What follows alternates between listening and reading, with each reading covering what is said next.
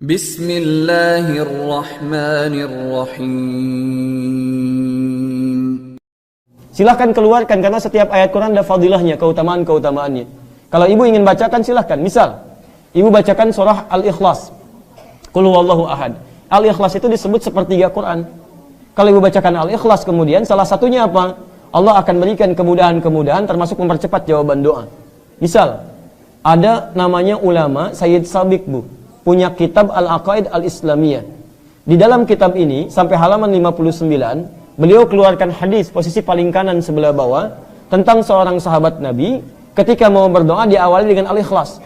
Dia katakan, Allahumma inni as'aluka innaka antal ahad as-samad alladzi lam yalid wa lam yulad wa lam yakul lahu kufuwan ahad. Sebentar. Allahumma inni as'aluka an taghfira li. Dia mau minta, ya Allah ampuni dosa saya, cuman dia awali dengan surah Al-Ikhlas. Ya Allah, ini hadisnya sahih. Ya Allah, saya akui engkau yang ahad. Ahad, as-samad, tempat bergantung. Lam yalid walam yulad, tidak beranak dan tidak diperanakan. Walam yakul lahu kufuwan ahad, tidak ada sekutu bagimu. Permohonannya, Allahumma inni as'aluka an taghfira li. Ya Allah, mohon ampuni dosa saya. Kedengaran oleh Nabi. Tahu kata Nabi, at-tadri bimadza tas'al? Tahukah engkau bagaimana engkau berdoa? Kata orang ini, Allah wa Rasulullah alam. Kata Nabi, laqad sa'alta bi asma'illahil a'zam. Engkau telah meminta dengan nama-nama Allah yang paling utama. Idza du'iya biha ajaba wa idza su'ila biha a'ta. Kalau engkau bacakan itu sebelum berdoa, maka setiap permintaan akan dikabulkan, setiap doa kemudian akan diberikan. Permintaan diberikan, doa dikabulkan. Kapan dia memulai? Setelah membaca qul huwallahu ahad. Di setiap ayat-ayat Quran, surah-surah Quran itu ada fadilahnya, ada keutamaannya. Al-Mulk ada keutamaannya, Al-Waqiah ada keutamaannya, Ar-Rahman ada keutamaannya, Yasin ada keutamaannya. Maka ibu baca keutamaannya, setelah itu amalkan isinya. Setelah diamalkan, maka fadilah akan diberikan oleh Allah Subhanahu wa taala. Misal, orang tua kita dulu mengatakan, kalau ibu pengen punya anak laki-laki, ganteng, soleh, maka baca surat Yusuf. Kalau anaknya ingin cantik, baik, soleh, maka baca surat. Nah, yang dimaksud itu bukan baca biasa. Dalam bahasa Arab, baca itu pahami artinya. Misal, baca surat Maryam kalau anaknya ingin cantik, perempuan, solehah. Maksudnya, kalau ibu sedang mengandung, nanti lahir perempuan, ibu pelajari surat Maryam.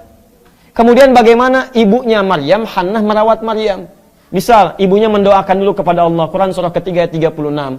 Kemudian diberi nama yang baik. Dicari gurunya namanya Nabi Zakaria, Quran surah 3 ayat 37. Dibuatkan tempat yang mendekatkan kepada Allah namanya mihrab.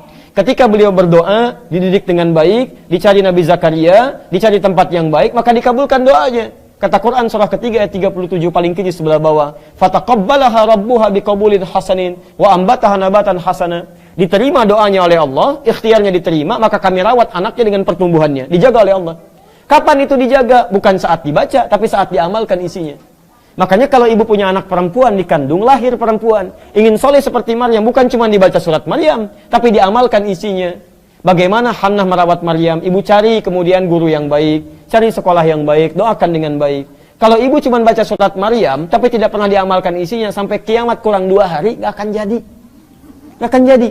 Al-Fatihah ada manfaatnya. Ibu tahu di antara fadilah surah Al-Fatihah? Misal bisa menyembuhkan penyakit dengan izin Allah. Dulu orang kena kalajengking, Bu, orang Arab, kepala suku. Disengat kalajengking Arab, Bu, nggak main-main. Kena kalajengking Arab, disengat tuh.